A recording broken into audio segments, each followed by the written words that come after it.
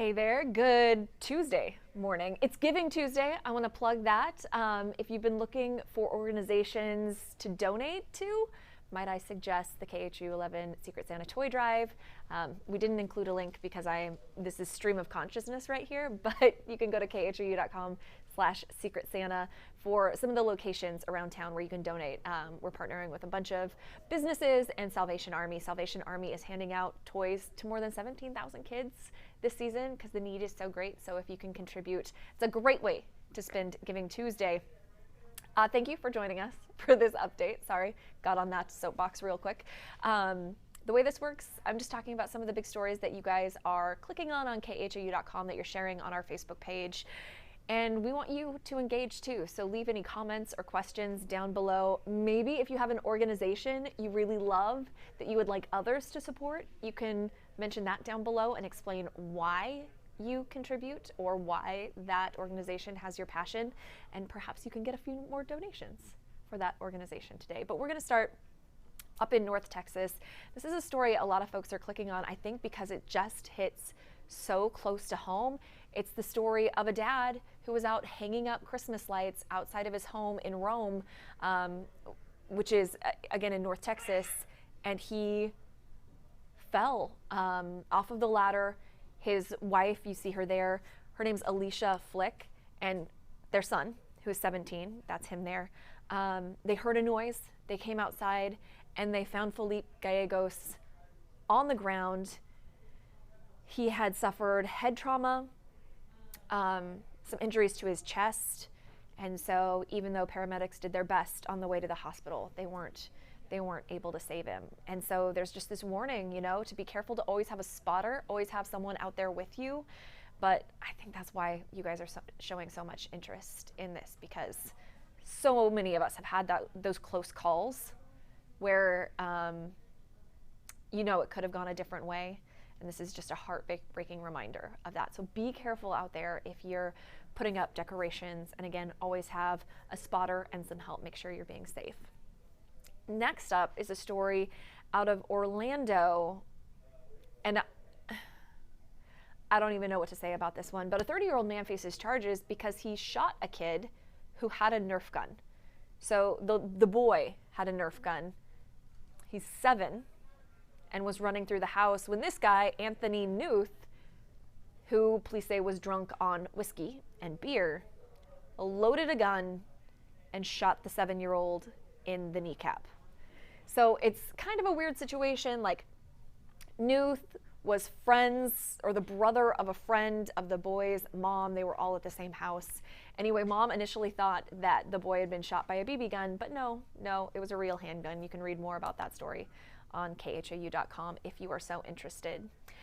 We have seen so many posts. Let me know if they're filling up your feed too, about these sex trafficking attempts at gas stations. Sometimes they involve, the stories involve zip ties around your windshield wipers.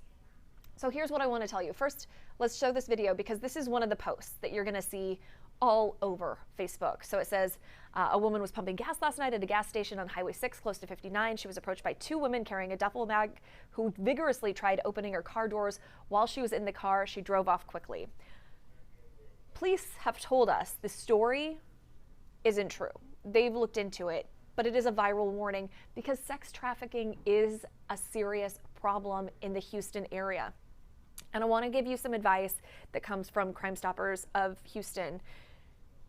When you're trying to talk to your kids about sex trafficking, use real life examples.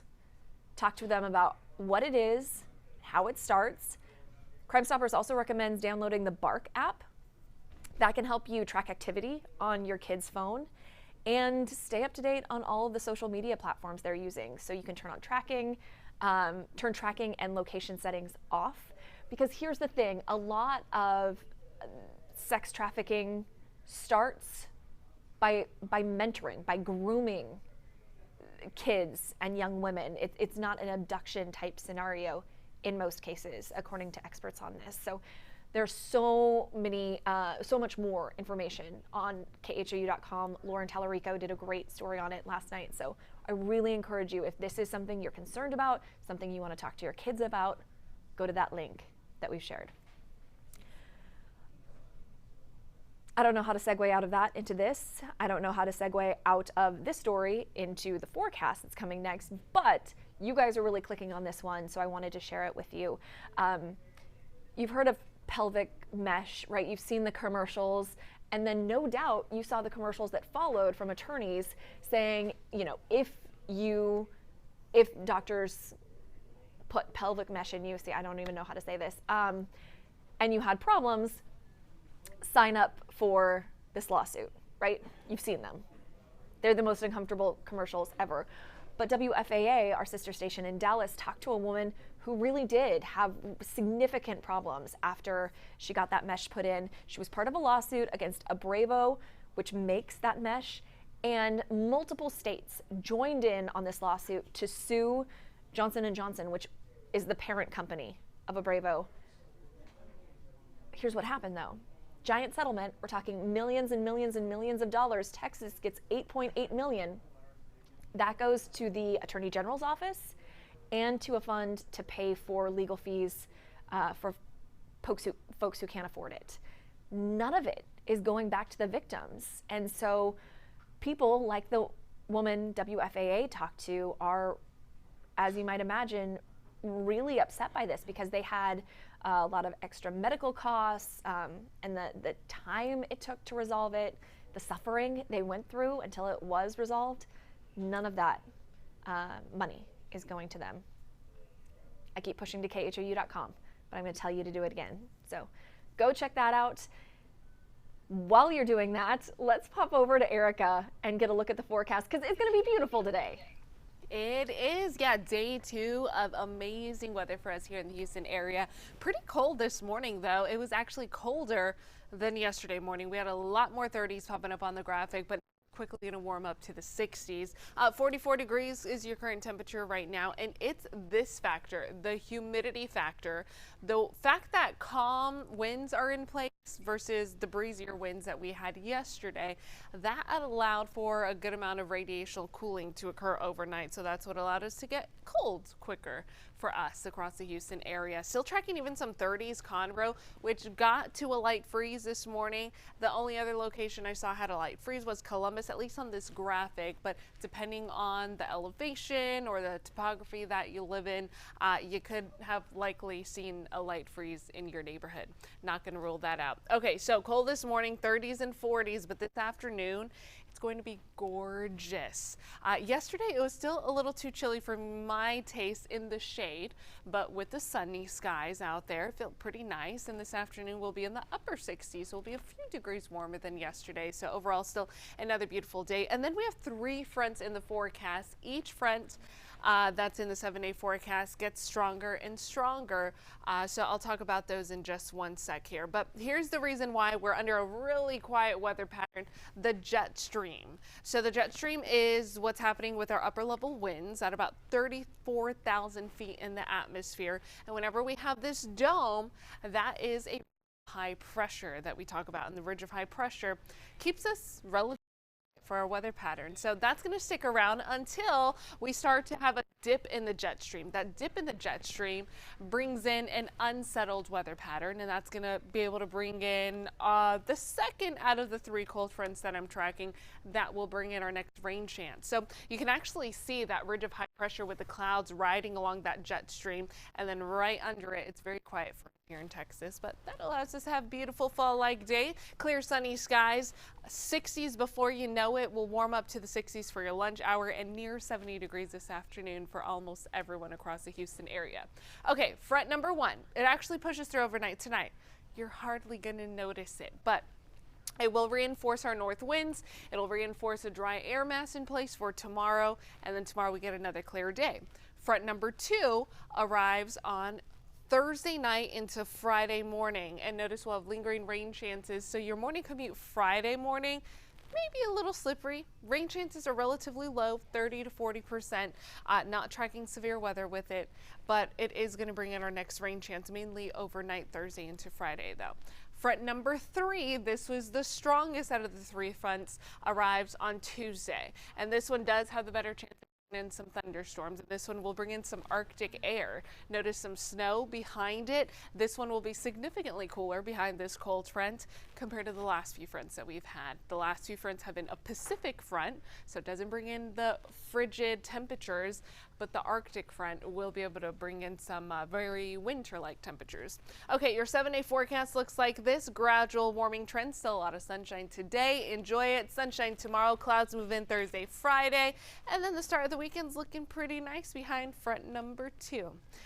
So yeah, that's pretty much what's going on in the weather department, kind of all over the place, but at least we're sticking with 60s and 70s. So we don't have any extreme highs, any extreme lows. It feels like fall in Houston. Brandi? All right. I don't know about you, but I enjoyed the patio yesterday. Also, it's always nice when it's just warm enough that you can have a frosty pint of beer on the patio. Hopefully we stay at that perfect level for a little bit longer. Our final story today is, you know, it's kind of a sad one, but it's also one that is just going to make you say, "Aw." It's about a couple out of Minnesota who passed away within 33 hours of each other. They'd been married for 68 years. So you're looking at photos of Bob and Corrine Johnson. They were 88 and 87 from St. Peter, Minnesota. And again, they died 33 hours apart. And Boyd Hubert, who is just an incredible storyteller, did the story that you can watch if you click the link above.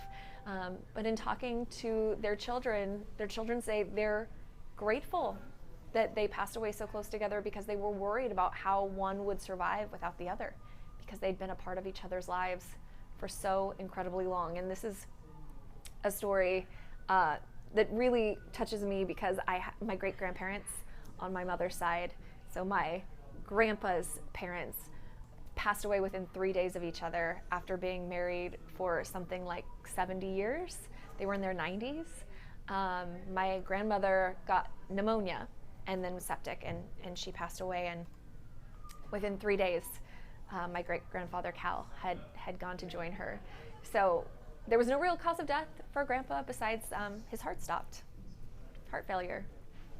His heart was just broken. Although my family does have another theory.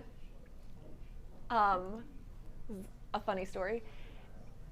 Grandpa made it on the front page of the newspaper because he went to get his driver's license renewed. And the driver's license, or the DMV, is right behind this old building. It was an old school that had stairs from the 2nd floor down to the 1st along the street. And Grandpa, right after he got his license renewed, drives down the stairs and gets high-centered. So right along one of the busiest roads in Roseburg, Oregon, which is where I grew up, you have Grandpa's car high-centered. Of course, the local TV station covered it. It was on the front page of the paper. And he never said a word to my grandmother. So in her version of the story, they're sitting there watching the news with the paper open, and she's like looking at him like, "Cal, are you gonna?" Nothing. So my family's version of things is that he wanted to get up to St. Peter and plead his case before she got to him.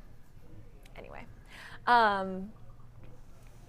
Rosie says he had to be with your grandmother. I think that's true. I think after living your life so long together with someone else, how do you go on?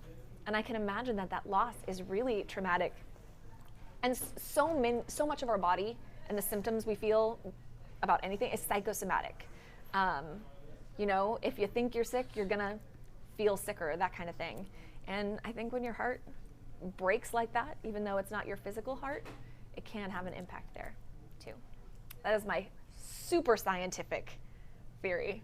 Let's go through comments and questions. We have Jaime over here. I know, Rosie, you were like, who's over here? It's Jaime running the computer today. Yes, good morning, Rosie, and say good morning to a few of our other viewers. Good morning to Shane, who's actually watching us from Vancouver. I always love it when I see people, type in there where they're watching from, and it's outside of the Houston area. Like, it's always such a fun, idea that people are watching us from all over the country. Yeah, I wonder. Are you from? I wonder if he's from here. I don't know. Vancouver, British Columbia, I assume. Yes. I love that city. Yeah. So yes, we are, getting a lot of sad comments. I think some of this in regards to the first story that we covered this morning, about the Texas man who died after he fell off when he was hanging Christmas decorations outside his home. Which is supposed to be, it's one of the most joyous times of the year, right? Right. And you're decorating because you want to celebrate, because you want to get in on that. And I think that's why this is really getting a lot of attention from you guys. Yeah. In regards to the story about the lawsuit and the payout, Juana says that the $8 million, that's a shame that these victims don't see any of that.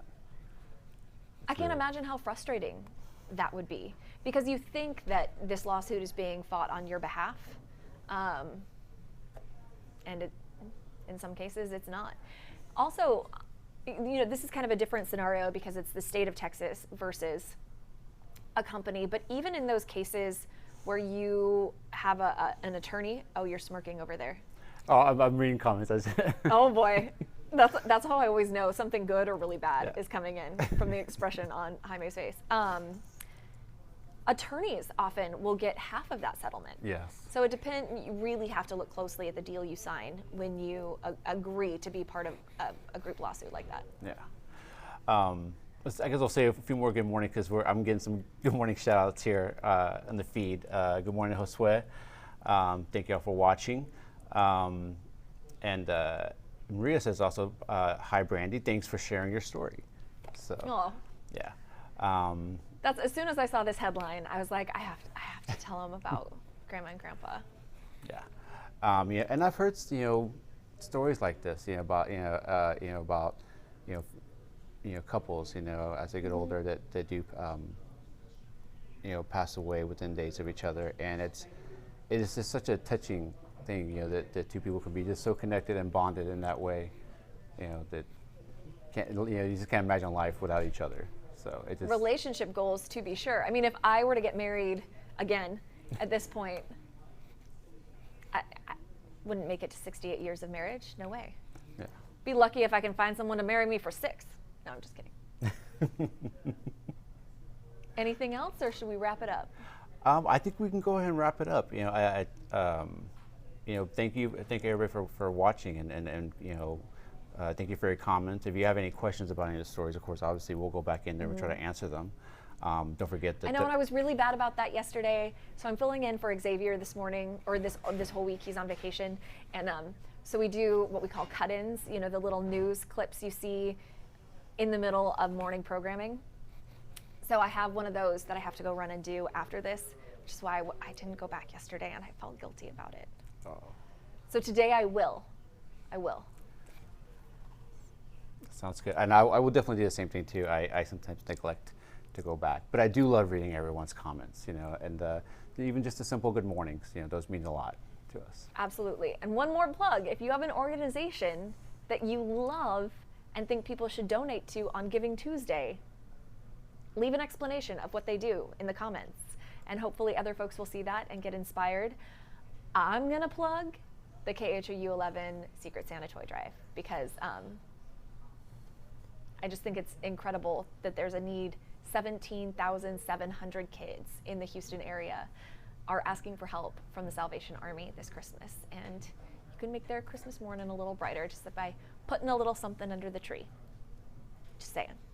There's going to be another update here at 2:15 if you want to tune in for that. Otherwise, I'm anchoring KHOU 11 News at noon for Shern Min, who is also off this week. And then after that, I will be sleeping. So we'll see you tomorrow.